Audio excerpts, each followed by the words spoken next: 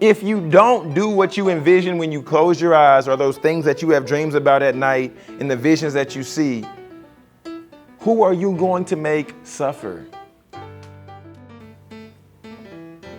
Because if Jonathan Jones said, after the second time I failed math class, I'm just not gonna go to school no more,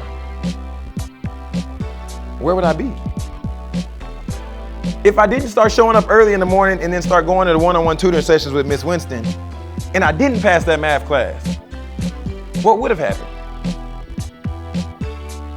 That's why every time I get the opportunity to come on this campus, and every time I look back and I think about Richland College, I always have to pay homage to those who came before me. Dr. Jana Flowers, who I believe still is on this campus. She's the reason I fell in love with psychology, and then I got my psychology degree from the University of Texas at Tyler. Dr. Artis Thornton, I know he's not here any longer, but he was my speech teacher. He's the reason I fell in love with speaking. So I want you all just think about those things though, because there are people who are really leaning in,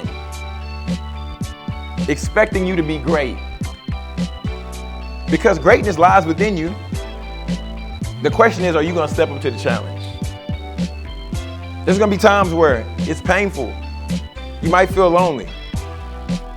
That's part of the sacrifice. The caterpillar goes into the cocoon, which is a really dark place. It's a transition. Transitions aren't necessarily always smooth. But ultimately, when it pushes itself out of that larva, out of that cocoon, and before it can spread those beautiful wings, the different colors, or before you all can spread your wings, the beautiful colors, the purpose, the vision, the goals, the dreams, you have to go through some transition. You have to go through a process.